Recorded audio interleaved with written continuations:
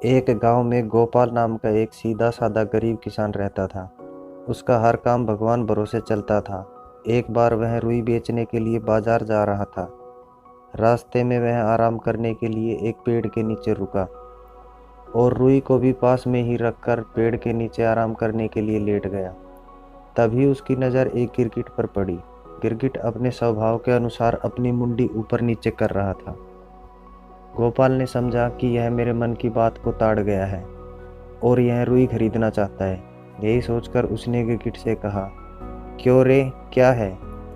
गिरगिट ने अपने स्वभाव के अनुसार फिर मुंडी हिलाई। गोपाल ने अर्थ लगाया कि यह रुई लेने का इशारा कर रहा है। गोपाल बोला, रुई लेगा? 40 रुपए की है। गिरगिट ने फिर मुंडी हिलाई। गोपाल समझा कि यह हाँ कह रहा है। गोपाल ने सोचा कि बाजार में कहाँ भटकता रहूँगा, रुई इसे ही दे देता हूँ। गोपाल ने पूछा, रुपए आज देगा या कल? गिरगिट ने फिर मुंडी हिलाई। गोपाल ने कुछ सोचा और कहा, अच्छा कल देगा, चलो कोई बात नहीं भाई, कल दे देना। फिर वह रुई को वहीं छोड़कर घर की तरफ लौट आया। गोपाल घर आया तो उसकी पत्नी ने पूछा, रुई बेच आए? कितने रुपए में बिकी? लाओ पैसे दे दो। इतने प्रश्नों के उत्तर में गोपाल ने कहा, एक गिरगिट को 40 रुपए में बेच दी है, पैसे वह कल देगा। उसकी पत्नी ने पूरी बात सुनी तो वह दंग रह गई। वह बोली, तुम पागल तो नहीं हो गए हो? कहीं गिरगिट भी रुई खरीदते हैं और वह पैसे कैसे देगा? घर के दूसरे लोगों को जब मालूम पड़ा तो उन्होंने उसे खूब खरी खोटी सुनाई। फिर गांव में जिसे भी पता लगा वह उसकी हंसी उड़ाने लगा, लेकिन गोपाल पर किसी भी बात का कुछ असर नहीं पड़ा। अगले दिन सूरज निकलते ही वह घर से निकल पड़ा। उसने जब उस पेड़ के पास जाकर देखा तो उसे ना तो कहीं रुई मिली और ना ही गिरगिट। उसने सोचा कि गिरगिट कहीं घूमने गया होगा, चलो आसपास देखा जाए। थोड़ी देर बाद उसने देखा कि एक झाड़ी के नीचे बैठा गिरगिट अपनी मुंडी हिला रहा था। देखते ही गोपाल बोला, ला रे, मेरे पैसे दे। फिर गोपाल ने उसकी ओर हाथ बढ़ाया तो गिरगिट पीछे सरका। गोपाल जरा और आगे बढ़ा तो गिरगिट पास ही के एक बिल में घुस गया। गोपाल ने सोचा कि शायद वह रुपए लेने के लिए अंदर गया है। थोड़ी देर प्रतीक्षा की, फिर वह उठा और अपने पास पड़ी लकड़ी से बिल को कुरेदते हुए बोला, चल भाई चल, बहुत देर हो गई, मुझे पैसे दे दे, मैं भी घर जाऊं। 2-4 बार कुरेदने से वहां उसे चांदी के सिक्के नजर आए। उसने समझा यह सिक्के गिरगिट ने भीतर से दिए हैं। उसने एक एक करके 40 सिक्के गिन कर निकाल लिए।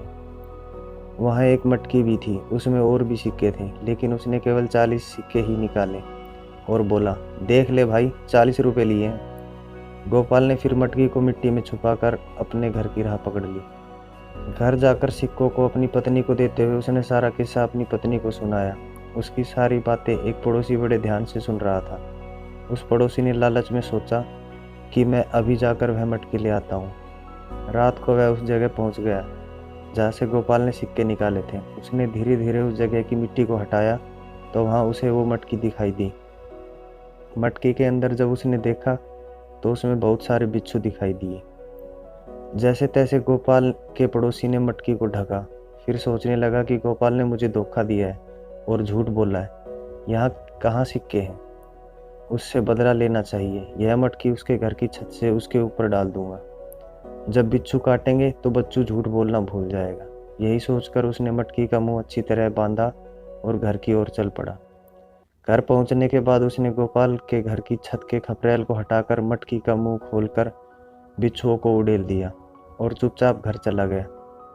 इधर गोपाल के ऊपर चांदी के सिक्के गिरने लगे तो उसकी आंख खुल गई। उसने पत्नी को जगाया और बोला, देख भाग्यवान, ऊपर वाला जब देता है तो छप्पर फाड़ के देता है।